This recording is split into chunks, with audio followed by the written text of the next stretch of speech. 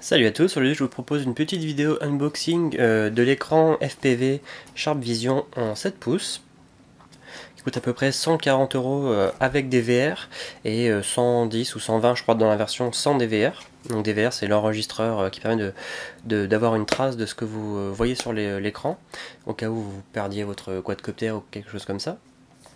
Donc voilà, donc une petite boîte noire très sympa. Tout de suite passer à l'intérieur.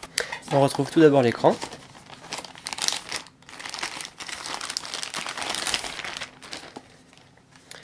Qui est un écran qui a l'air plutôt bien fini.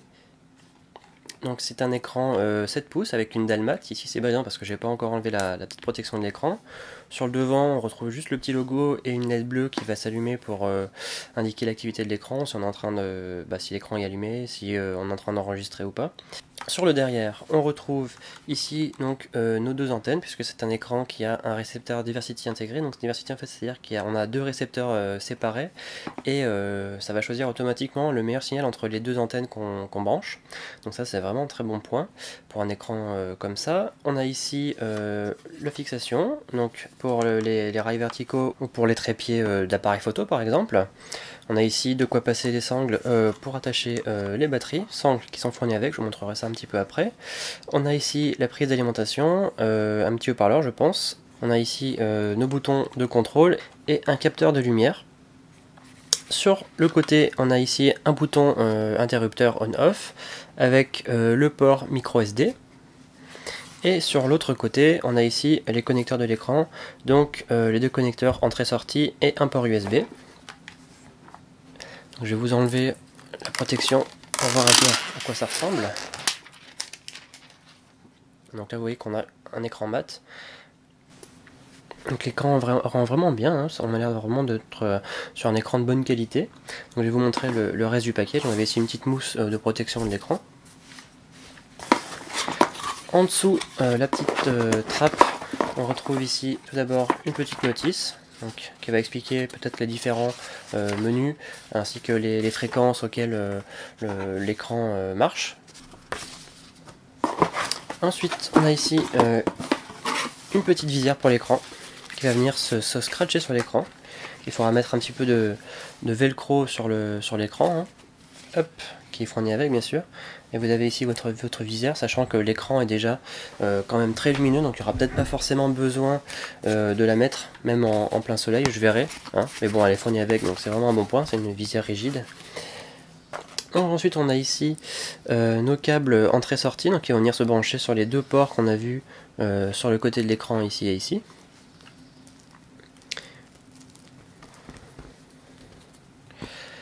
Donc on a un câble, je ne sais pas encore si c'est l'entrée-sortie, puisqu'on peut, vu qu'il y a un récepteur intégré, on peut sûrement externaliser le signal sur un autre écran ou une paire de lunettes FPV par exemple, ou alors faire entrer un autre signal pour l'afficher sur l'écran, je sais qu'on peut le faire. On a ici l'alimentation externe si on souhaite utiliser par exemple un chargeur ou quelque chose qui a un connecteur de ce type là.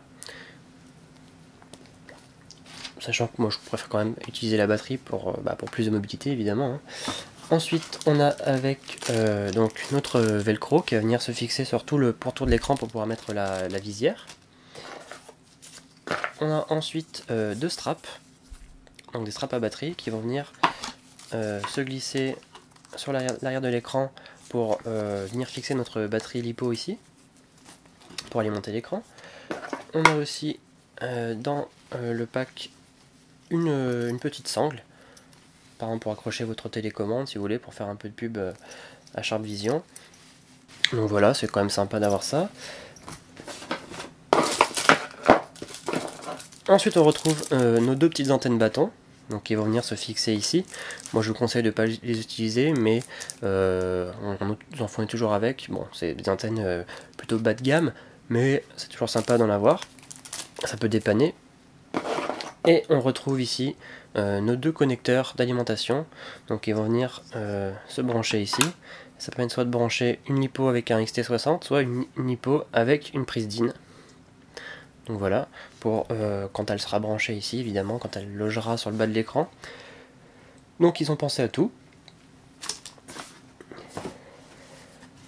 Donc voilà pour la partie unboxing de l'écran, je dirais.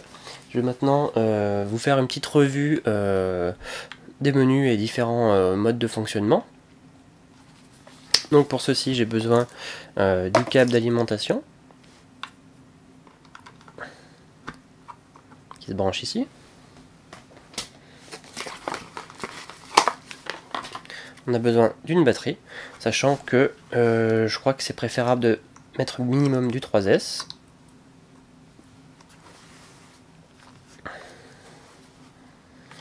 Et donc on va switcher l'interrupteur sur le côté. Vous pouvez voir à la caméra que l'écran est vraiment très lumineux. Donc voilà, pour l'instant il n'affiche pas de signal, enfin c'est de la neige hein, puisque évidemment il n'y a rien de, il n'y a aucun signal d'entrée. Je vais essayer de zoomer un petit peu sur l'écran, comme ça vous pouvez voir ce qu'il affiche. Donc ici on a la tension de la batterie, sachant qu'il faudrait la calibrer parce que je pense qu'elle n'est pas tout à fait exacte. Ici on a le temps depuis lequel l'écran est allumé. Ici on a la puissance de réception de signal sur notre récepteur de gauche et de droite, et ici le récepteur qui est utilisé, donc là c'est le 2, sachant qu'il n'y a pas de signal, donc pour l'instant c'est un peu voilà, au pif, hein. Sachant que si vous branchez une antenne d'un côté, bah forcément ça va utiliser ce récepteur là. Donc on a deux boutons sur l'arrière, je vous les montrer. C'est des boutons qui marchent vers haut, bas, gauche, droite et qui sont aussi cliquables sur le milieu, sachant que ça c'est le bouton de réglage de tout ce qui est menu de l'écran. Ça c'est le bouton tout ce qui concerne le DVR, donc si vous prenez la version sans DVR vous n'aurez pas ce bouton là. Je vais peut-être juste mettre une carte SD dedans, histoire de pouvoir enregistrer.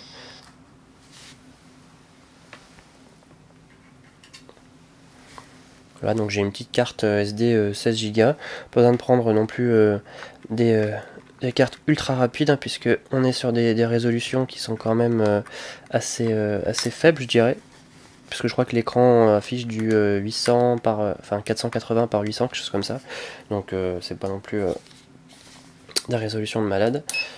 Donc voilà, on va rallumer notre écran. Vous pouvez voir que il est quand même très lumineux, puisque l'appareil photo fait le focus dessus et tout le reste est complètement sombre. Donc on a vraiment un écran qui est très lumineux, sachant qu'il y a deux positions de rétroéclairage. Donc le bouton de droit, comme je vous l'ai dit, donc pour afficher le menu par exemple. Si vous appuyez sur la touche du bas, vous pouvez voir que ça affiche un menu d'aide. Donc qui correspond à toutes les... donc avec les différentes pressions sur les boutons qui correspondent aux différents menus. Et ici, la plage de fréquence compatible, sachant que je ne vous l'ai pas dit, mais c'est un écran 32 canaux, donc normalement compatible avec toutes les fréquences. D'ailleurs, je suis en train de me rendre compte que les angles de vision sont même pas trop mal non plus, hein. Voilà, donc... si j'appuie sur le haut, ça va en fait cacher les informations de temps et de réception qui sont affichées normalement. Bon, je trouve que c'est quand même plutôt pratique de les avoir, sachant qu'on n'a pas de LED qui nous indique quel récepteur est utilisé par exemple. Et pour rentrer dans le menu, du coup, il faut appuyer sur le clic central du bouton de droite. Donc vous pouvez voir que on a ici tout d'abord notre fréquence, sachant qu'il est possible de scanner manuellement la fréquence. Vous pouvez ici, voilà, lancer un scan et ça va balayer automatiquement les fréquences jusqu'à vous trouver votre fréquence, donc ça c'est pas mal. Ici on a le format, donc je pense que c'est peut-être 16 neuvième ou non, NTSC ou PAL, donc voilà, on va laisser en auto. Ici on a le volume, sachant que, donc, comme je vous l'ai dit, il y a un petit écran, comme je vous l'ai dit, il y a un petit haut-parleur, même au minimum il fait quand même un petit peu de bruit. Par contre, quand vous recevez un signal qui n'a pas de son, le haut-parleur se coupe, ça c'est pas mal. Mais il n'y a pas la possibilité de le couper complètement, ça je trouve ça un peu nul. Donc on a ici les réglages du gamma, de la brightness, des contrastes, de saturation, le blur je sais pas trop à quoi ça correspond, language on est en anglais, la light il y a automatique, sachant qu'il y a, donc je vous l'ai dit, il y a deux modes, donc il y a low ou high. sachant que vous voyez en high elle est vraiment très brillant, donc on veut le laisser en auto, donc ça se règle en fait avec le capteur de luminosité derrière, et on peut resetter tous les paramètres. Voilà. Ensuite pour le menu du DVR, alors ça est un peu compliqué au début, il est en chinois je crois, moi je l'avais déjà configuré, je l'avais déjà ouvert une fois, donc pareil pour ouvrir le menu il faut appuyer sur et ben non, en fait vous voyez que là si je fais un clic central sur le bouton du DVR, et on a ici un petit R en rouge qui clignote avec la LED en bleu aussi, donc en fait là ça enregistre sur la carte le signal. Donc je vais continuer peut-être avec le bouton du menu. Normalement si on sélectionne le bouton à droite, ça va changer de mode, donc là on va arriver sur le DVR, donc le playback de ce que j'avais enregistré, il me semble. Et on a ici notre entrée AV3, donc qui se fera via le câble de tout à l'heure hein, que je vous ai montré, donc qui permet de mettre un signal externe sur l'écran, donc ça c'est pas mal. Et donc on fait une nouvelle pression pour revenir sur l'écran par défaut. Là je suis en train de me rendre compte que ça fait de la neige un petit peu rose, alors que ça m'en a jamais fait avant. Bon bref, peu importe. Donc le menu du DVR.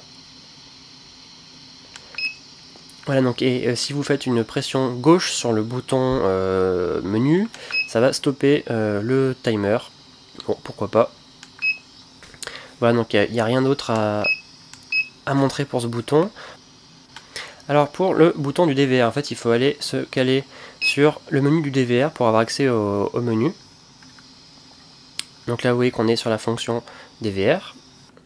Sur le menu DVR pour avoir accès à l'écran, sachant qu'il faut ensuite utiliser le bouton de gauche pour ouvrir l'écran, et le bouton de gauche une nouvelle fois pour changer d'onglet, et le bouton de gauche une nouvelle fois pour quitter l'écran. Donc vous pouvez voir qu'on a comme choix la résolution, donc D1, VGA, QVGA. Je ne sais pas à quoi correspond D1, c'est celui qui est sélectionné par défaut, donc je l'ai laissé. Donc j'essaierai les autres pour voir un peu ce que ça change, sachant que VGA c'est du 640 par 480. Voilà. Donc l'enregistrement continue. Désactivé. Moi je pense qu'en fait c'est le cyclic record, donc ça va faire des bouts de vidéo de 3, 5 ou 10 minutes. Détection de mouvement, c'est-à-dire qu'en fait ça va activer, démarrer automatiquement l'enregistrement dès que ça détecte des mouvements sur l'entrée. Bon, c'est peut-être pas très pratique, donc je l'ai désactivé aussi. Ensuite on a le timestamp, on a l'enregistrement acoustique, si on enregistre ou pas, la qualité, donc moi j'ai mis forte, enfin super forte, sensibilité accéléromètre, alors je sais pas trop à quoi ça sert, j'en ai absolument même aucune idée. Enregistrement automatique, démarrage de l'écran désactivé, puisque on peut automatiquement enregistrer ce que voit l'écran au démarrage. Et donc en fait pour aller dans le menu du réglage de la langue, il faut aller ici. Donc au début vous aurez ça en chinois je crois. Donc c'est le troisième en partant du haut. Et je fais complètement n'importe quoi. Donc on va attendre que le menu du DVR s'enlève. Voilà. Donc language, sachant qu'au début vous allez être sur chinois je pense, donc il y a français dans la liste, vous prenez français, voilà. Il y a aussi espagnol, italien, portugais, puis après voilà d'autres langues que je ne connais pas, sûrement du chinois. Donc en français c'est pas mal. Vous pouvez même choisir le mode de TV, donc ça je pense que c'est pour le mode de sortie, je sais pas, on avait déjà tout à l'heure un mode comme ça, donc moi de toute façon je suis tout le temps en pâle, donc je mets pâle de partout. Qu'est-ce qui se passe? Ah voilà. Donc ensuite on a ici pour formater la carte mémoire, on a le réglage de la date et de l'heure pour le timestamp, et donc les réglages par défaut et la version du firmware qui est ici la version 1.0. Voilà, donc c'était pour donc c'était tout pour le menu du DVR, sachant que le menu DVR est quand même pas hyper bien pensé. On a ici toutes les informations, vous voyez, pour le DVR, tout l'overlay en fait, donc avec je pense que ça doit être la durée d'enregistrement qui reste. Il y avait la batterie, tout ce genre de choses là. Donc ça c'est un menu qui a en plus du menu normal. Et sachant qu'il est aussi possible d'enregistrer ce que voit l'écran quand vous êtes sur le menu DVR ou pas. Vous voyez que là si je presse le bouton DVR, on a ici une petite lumière rouge qui s'allume. Mais je trouve que l'affichage n'est pas du tout fluide dans le menu DVR. Donc vous pouvez très bien repasser sur le menu normal, soit AV3, soit l'entrée classique du récepteur intégré, et commencer l'enregistrement à partir d'ici, sachant qu'il est aussi possible de prendre des photos, donc des screenshots en gros, en faisant la touche de gauche, je crois. Voilà. Donc là, le son s'est baissé pendant une petite seconde, donc je crois que là ça a pris un screenshot, sachant qu'il est bien sûr possible de les visualiser après. Donc là j'ai pas grand chose à vous montrer, donc pour l'instant c'est pas très parlant. Donc ce que je vais faire, c'est que je vais mettre une petite caméra avec un émetteur pour vous montrer un peu la qualité de l'écran, pour vous montrer un peu autre chose que de la neige, voilà.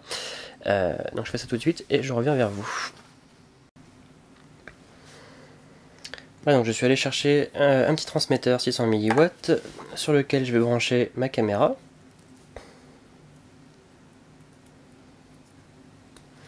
Voilà. Donc normalement à partir du moment où on l'alimente avec une batterie, on devrait voir quelque chose qui s'affiche sur l'écran si on est sur la bonne fréquence.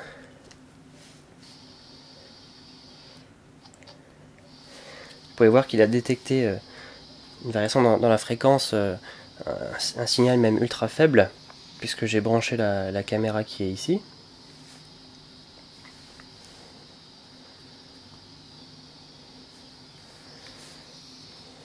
Donc, vu que je ne sais pas quelle fréquence c'est sur mon émetteur, qui est réglé par défaut, j'y ai pas touché, donc je vais lancer une recherche, un scan manuel. Donc vous pouvez voir que ça scanne.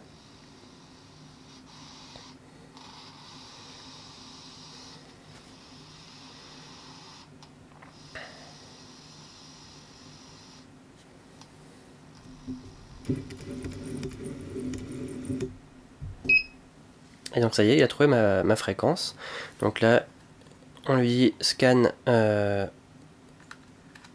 faut faire aller sur yes, je pense, pour arrêter voilà, le scan. Il faut dire que c'est bien la fréquence qu'on voulait. Et donc vous pouvez voir que j'ai ma caméra qui s'affiche sur mon écran parfaitement, même sans antenne. Hein. Là je suis à 99% de puissance du signal, hein, donc il n'y a pas de problème à ce niveau-là. Je vais vous rapprocher un petit peu l'écran pour que vous voyez un petit peu mieux la qualité. Voilà, donc qualité quand même très correcte. Hein.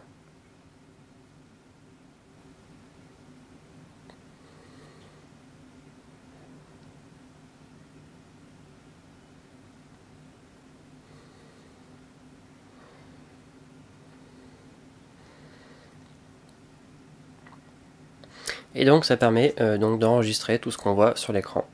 Comme ça, si jamais vous avez un petit OSD, ça permet avec les coordonnées GPS, ça permet d'enregistrer tout ça. Et comme ça, si jamais vous perdez votre quadcopter, enfin votre drone ou peu importe, hein, ça permet d'avoir une trace et donc de le retrouver plus facilement si jamais vous n'avez pas de tracker GPS. Donc ça peut être une solution à moindre frais pour ce genre de choses. Voilà, donc je vous retrouve très bientôt pour une nouvelle vidéo. N'hésitez pas à vous abonner si ce n'est pas encore fait, mettre un pouce vert si vous avez aimé, et puis à me poser vos questions dans les commentaires, hein, j'essaierai d'y répondre. Et puis à venir me suivre sur Google+ et Twitter. Allez, à très bientôt, ciao ciao.